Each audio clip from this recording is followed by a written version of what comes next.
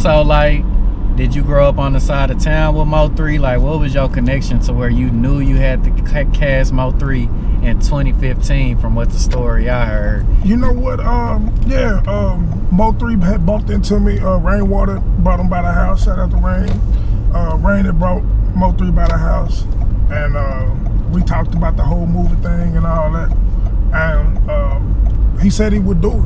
So around about 2019, I called back up with him, and he was a lot bigger of an artist. And I didn't think he was gonna do it. I'm not gonna even lie. Like I didn't think he was gonna do it. But he honored his word and he did it. Yeah. And man, I'm very grateful for it. I think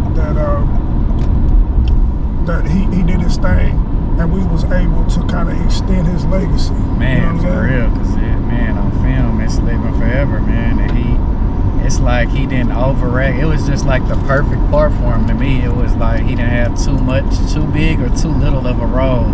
It was like just right to me. Man, Mo3 was on his shit, and he steady kept us laughing.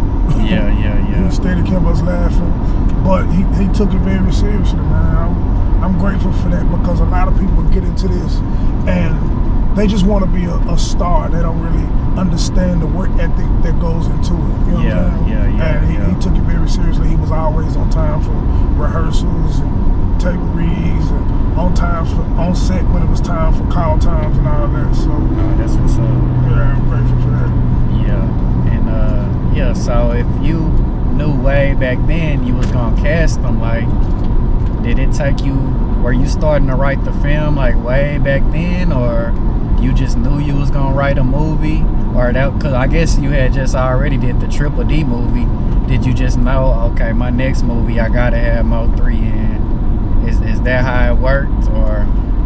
Cause you didn't drop your next movie till what, 7 years later? Right, that's correct. That's correct. So were you working on it, for that long of a time, or how did that work in between time? You know what I'm saying? Nah, I lost inspiration for a little bit, because, man, I'm not gonna lie, I just always want to do things big budget and all that, and then something. You too? Man, listen.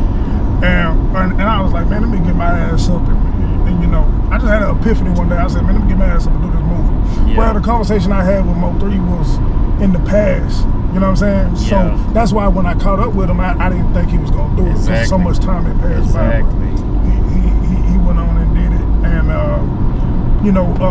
the pt.2 movie, it's like to be continued anyway. Exactly. With DeRoe, I don't know if you remember that scene with DeRoe. Yeah. So the bottom line is, I had to get part 2, and I had an audience and some fans that was waiting on part 2. So it's kind of like I had to give him part 2. Perfect artist too. And man, DeAndre Bonds, man, I'm saying his name right? DeAndre Bonds, yeah, shout out to him. How did y'all get him?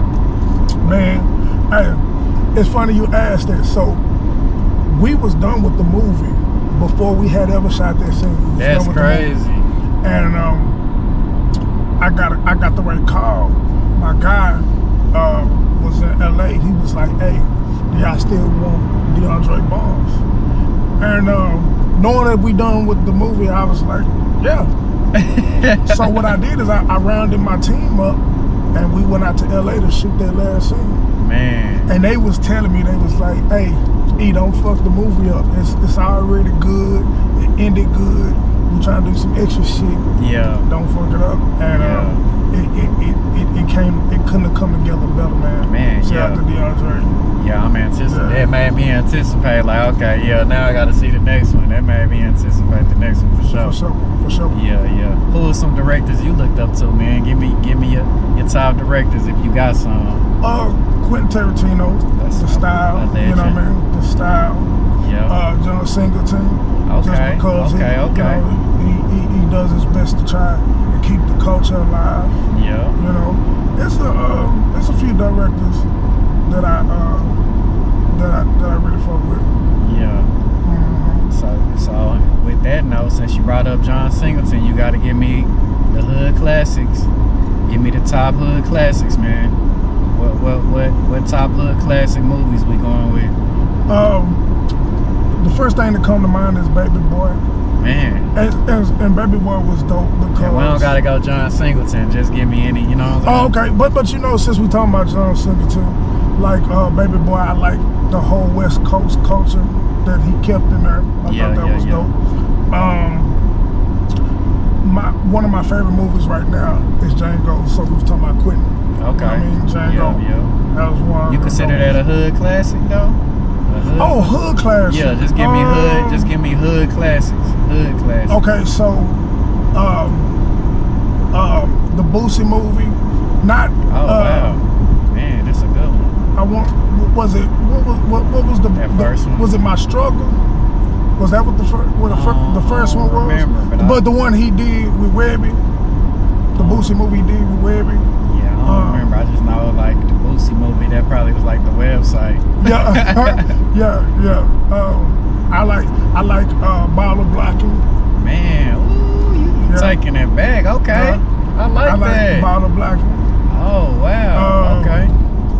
It's some real deal. I like Choices by 3 6 Mafia. Oh, you going all the way hood classics. Yeah. I like Dirty Third. Oh, okay. Yeah, shout out to the H. Oh yeah, you going all the way with it. Yeah, you going underground. Niggas ain't even seen these. And then of course, like the Menace to Society. Yeah. Yeah, that you gotta be on that. For sure. And what even got you to want to do this in the first place, man? Like, cause it's a tough task to even want to do, man. Like a tough responsibility. I was in the club, seeing the love you was getting. To get a love as a director, to get love like a rapper, you know what I'm saying? Like, what make you want to even get in that lane? You know what I'm saying? To take such a big responsibility to write a script and, you know, try to direct the whole movie for the city. You know what? I always had like a crazy imagination. Yeah. You know, when I was in first grade, we had to write a story. Now, mind you, it's a lot of kids that don't even know how to read and write properly in the first grade. Man, we had to write a whole story every single day. That's dope. And they never gave us a topic. So what happened was, I used to write my story, and while everybody was reading their story, I still be writing my story. Damn. And my teacher would go and get all the teachers to be in the room by the time it was time for me to read my story every day. Damn. So it was that good. Yeah, like, well, see, what it was like in first grade, you know, the kids used to be like, you know, they get up and read their story, and their story start off like, I love my mommy. Yeah. My mommy loved me. Yeah. We went to the store, and then my black ass get up, and my story be like, it was a cold summer. In Antarctica. Oh man. And there was a thunderstorm. In first grade. Yeah, you know what I'm saying? My shit be so intriguing.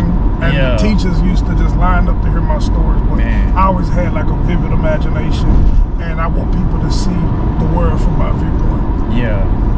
That's dope, bro. Just to people to follow through on their visions, man. I always think that's inspiring, and you never know who watching that you can inspire. You know what I'm saying? Just following your dreams and doing something, you know what I'm saying? Just out of the norm, and then it becoming so big.